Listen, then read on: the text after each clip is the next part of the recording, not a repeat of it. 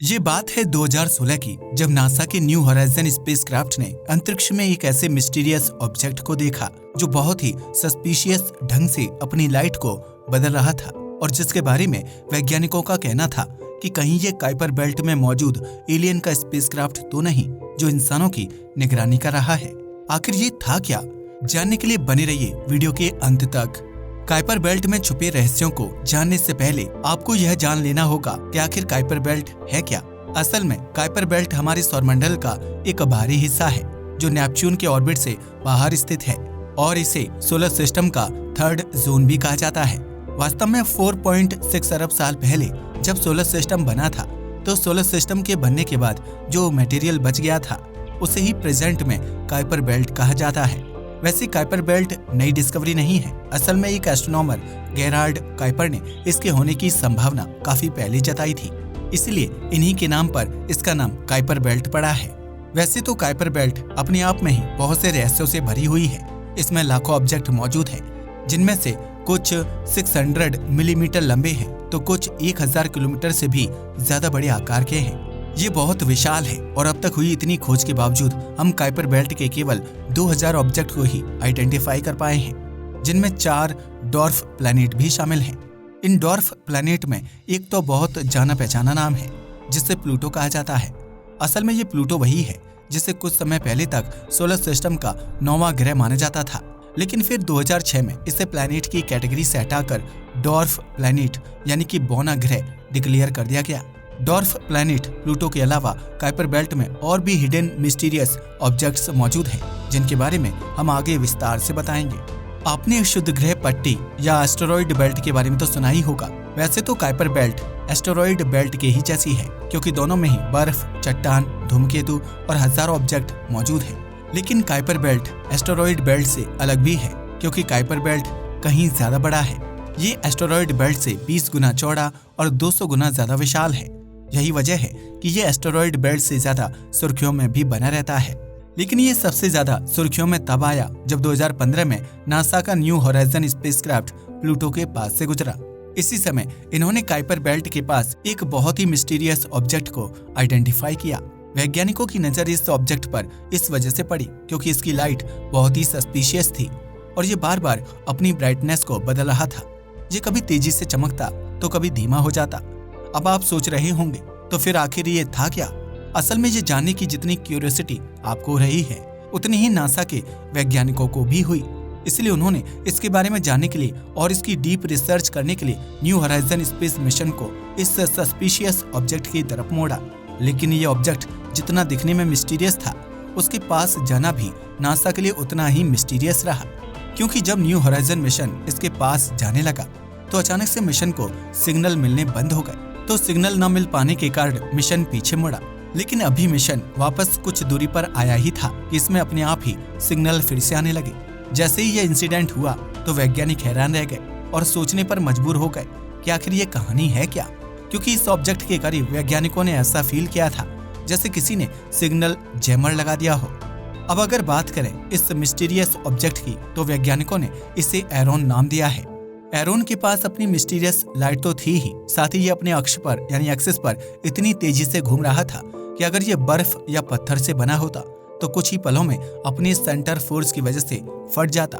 इसके इस बिहेवियर की वजह से वैज्ञानिक यह सोचने पर मजबूर हो गए कि आखिर यह ऑब्जेक्ट है क्या और ये किस मटेरियल से बना हुआ है। तब कुछ वैज्ञानिकों ने सजेस्ट किया कि हो सकता है कि यह कोई बड़ा स्पेसक्राफ्ट हो जो एलियन सिविलाइजेशन से बिलोंग करता हो। वास्तव में इस बात पर यकीन कर पाना बिल्कुल भी संभव नहीं था, क्योंकि एलियन स्पेसक्राफ्ट को तो आज तक हमने केवल फिक्शन फिल्मों में ही देखा था। रियल में ये होते हैं या नहीं, इसका दावा अभी नहीं किया जा सकता। यही वजह है कि कुछ साइंटिस्ट मानते हैं कि काइपर बेल्ट में एरोन नाम की इस रहस्यमयी ऑब्जेक्ट के अंदर एलियन सिविलाइजेशन मौजूद है और कुछ इस बात को सिरे से नकार देते हैं। इसे मानने वाले वैज्ञानिकों का कहना है कि ये कोई दूसरी सिविलाइजेशन हो सकती है जो इंसानों पर नजर रख रही है। वहीं अगर बात की जाए एरोन की तो ये 133 किलोमीटर के दायरे में फैला हुआ एक ट्रांस नेपच्यूनियन ऑब्जेक्ट है। वैसे तो इसकी खोज काफी पहले ही हो गई थी, लेकिन डिस्कवर होने के इतने दिन बाद भी आज तक इसके बारे में कोई खास जानकारी नहीं है। हालांकि कुछ लोग इससे बिशप रिंग जैसा मेगा स्ट्रक्चर मानते हैं जो अपनी तेज रोशनी की वजह से आर्टिफिशियल ग्रेविटी को बना रहा है। जिसके बीच में स्पेसक्राफ्ट या एडवांस एलियन सिविलाइजेशन रह रही होगी, जो काइपर बेल्ट से दुनिया पर नजर रखे हुए है। लेकिन कुछ साइंटिस्ट इस थ्योरी पर यकीन नहीं करते हैं और वे इसे एक नॉर्मल ऑब्जेक्ट मानते हैं। ऐसा इसलिए क्योंकि जितनी आर्टिफिशियल ग्रेविटी एरोन प्रोड्यूस करता है, उतने में किसी ह्यूमन टाइप के स्ट्रक्चर का वहां सरवाइव कर पाना पॉसिबल ही नहीं है। हाँ, हो सकता है कि वहां मौजूद एलियन मानव रूप में न होकर किसी और फॉर्म में हो, लेकिन कुछ भी दावे के साथ नहीं कहा जा सकता।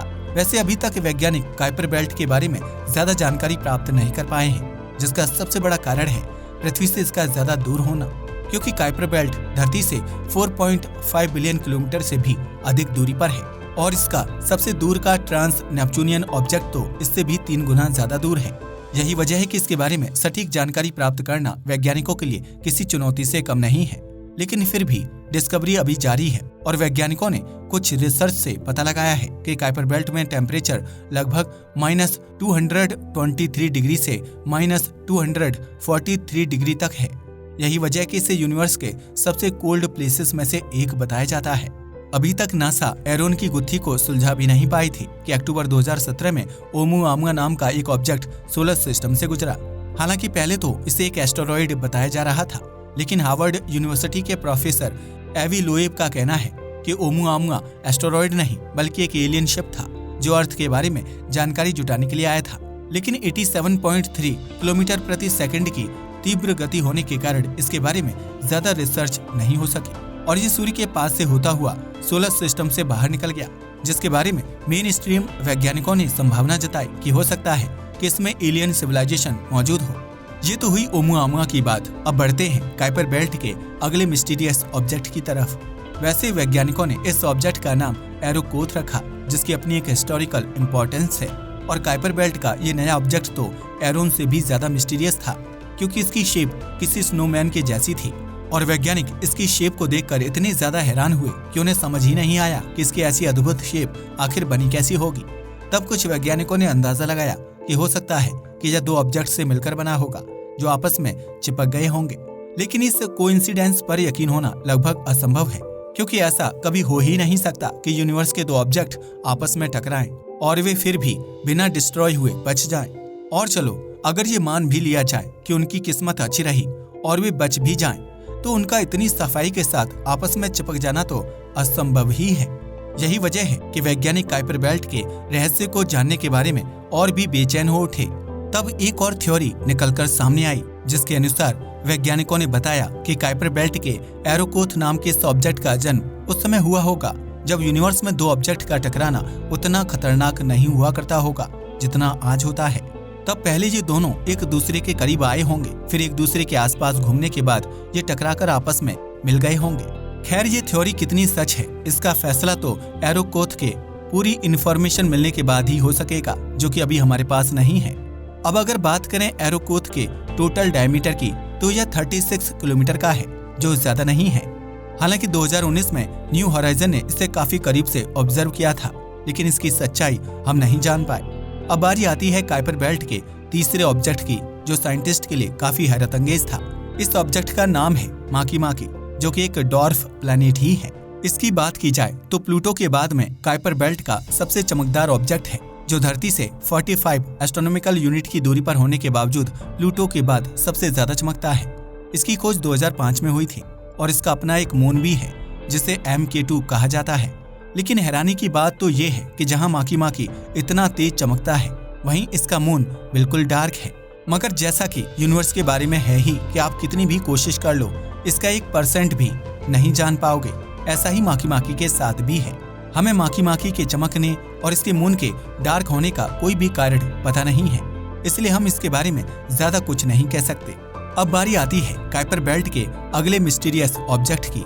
इसके अगले ऑब्जेक्ट का नाम क्वाबा है और इसे 2002 में पालूमर ऑब्जर्वेटरी के 2 अमेरिकी वैज्ञानिकों ने डिस्कवर किया था। इसका डायमीटर 1121 किलोमीटर का है और अगर इसे थोड़ा और गहराई से समझें तो आप इसे प्लूटो से आधे आकार का मान सकते हो। वैसे इसके आकार के बारे में मार्केट में कई कहानियां फेमस हैं, जिनमें से एक तो ये है कि इसका आकार शुरू से इतना नहीं है। पहले यह लगभग प्लूटो के ही बराबर हुआ करता था, लेकिन प्लूटो से टक्कर के कारण यह टूटकर 2 भागों में बट गया और जो प्रेजेंट में हमारे सामने मौजूद है वो क्वाबा है और अभी ये 1121 किलोमीटर का है।